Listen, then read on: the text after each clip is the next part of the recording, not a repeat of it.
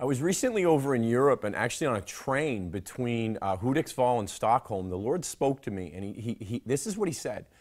He said, tell my people that the long-awaited for promises of God that they've given up on, I haven't.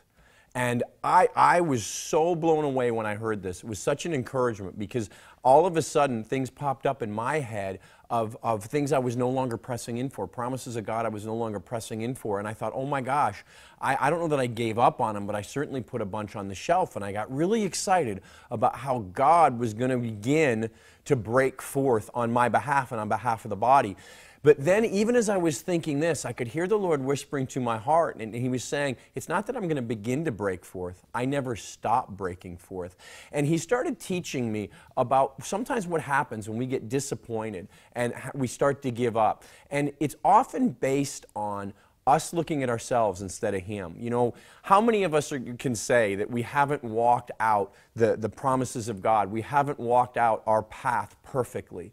And we'll start to focus on that, and we'll start to get discouraged, and we'll start giving up because we start looking at our ability to do something as opposed to God's ability to do it. And as I was meditating on this, God brought to mind the story of Peter in John 21. Now, let me give you a quick context. You all know that Peter has denied Christ 3 times in the courtyard, and he runs. We read in Luke that he runs from the courtyard weeping bitterly. Peter's just broken by this.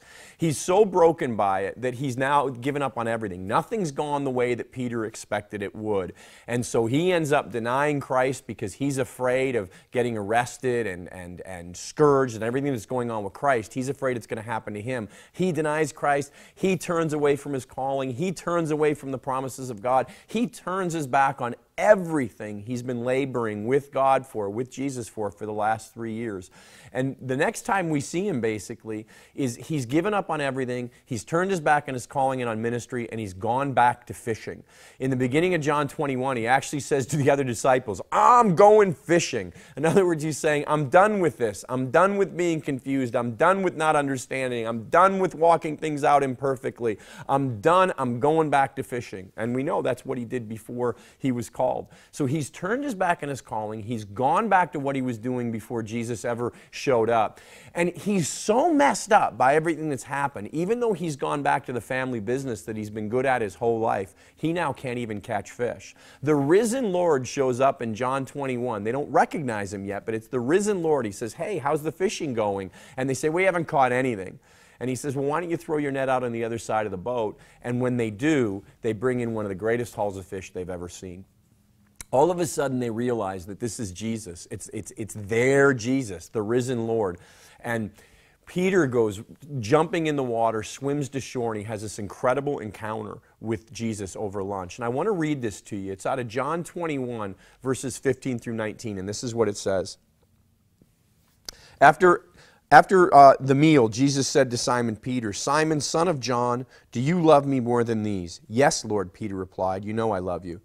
Then feed my lambs, Jesus told him. Jesus repeated the question, Simon, son of John, do you love me? Yes, Lord, Peter said, you know I love you. Then take care of my sheep, Jesus said. Once more he asked him, Simon, son of John, do you love me? Peter was grieved that Jesus asked the question a 3rd time. He said, Lord, you know everything. You know I love you. Jesus said, then feed my sheep.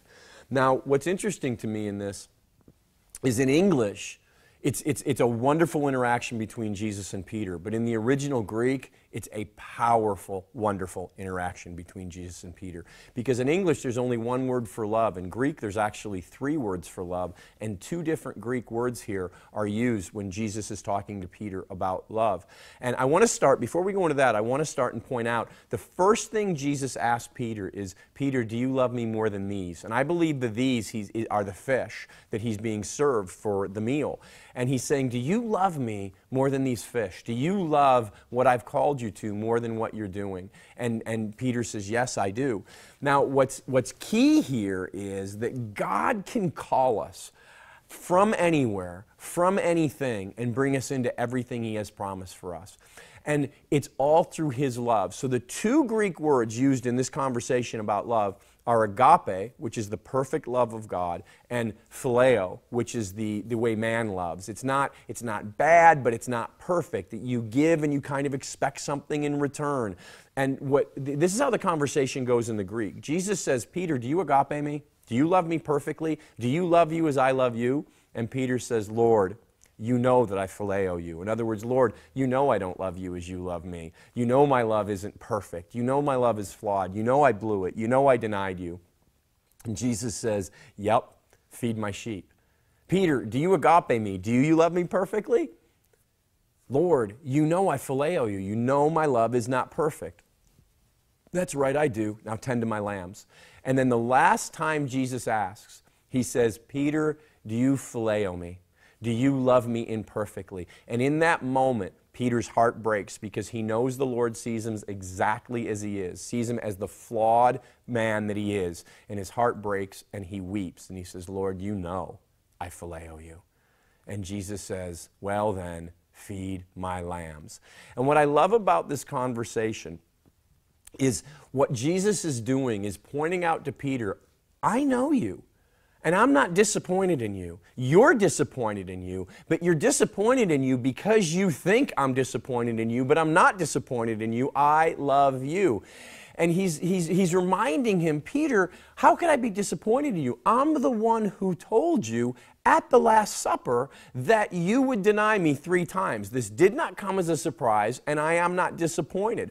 I am here to remind you that you're called to tend to my lambs and feed my sheep. Now, if you want to turn your back on that and you want to be a fisherman, that's okay because I love you and I'll bless you right where you are. Isn't it interesting that when the risen Lord shows up, he does not say to Peter out in the boat trying to fish, hey, what are you doing? I didn't call you to be a fisherman. Get out of there. He simply says, hey, are you having a hard time not catching any fish? And Peter says, no, I'm not. And what does Jesus do? Jesus radically blesses him in what he's doing right where he is. He gives him one of the greatest hauls of fish he'd ever seen. The risen Lord does not show up to get Peter back on the path of ministry. The risen Lord shows up to get Peter back into the revelation that he's loved because he's loved because he's loved. God's love is perfect even when we're not. God's love is certain even when we're not. Jesus is saying to Peter, hey, I love you because I love you because I love you. You may not love me perfectly, but I love you perfectly. My love is not based on what you do. It's based on who I am. I am not disappointed in you. I am not angry with you. You did not take me by surprise. You have not disqualified yourself because you know what? You were never actually qualified in any way other than I chose you and I love you and I still choose you and I still love you. If you want to be a fisherman, I'll bless you as a fisherman. I just want you to know that I love you. If you want to step back into the ministry call in your life, I'll bless you because I love you. I just want you to know that I love you. It's not about how you perform. It's not about what you do. It's about what I did for you, and in that, the certainty of my love that will fuel you, carry you, equip you, and empower you to step into everything I have for you. Jesus wanted Peter to know that we can't do the works of God. We can't answer the call of God in our own strength. Peter tried that, didn't he? And he failed miserably. He got scared. He got aware of his own humanity, and he got afraid for himself. He got thinking about himself. He got focused on himself. What if I get arrested? What if I get beaten? What if I get scourged? What if I get sent to the cross? I don't want any of that. I don't know him. I don't know him. I don't know him. So Jesus shows up to say, hey, I know you blew it. I told you you'd blow it. But don't be disappointed in yourself. I'm not disappointed. Be convicted, yes, but don't be condemned. I want you to be convicted because in that conviction, I want you to recognize that you can't do what I called you to in your own strength. But here's the good news of the gospel. You don't have to. We don't do what God has called us to in our own strength. We do it in His strength. We don't do what God has called us to earn His love or to get His love. We know we're loved, and in that love, we step out into what we've been called to.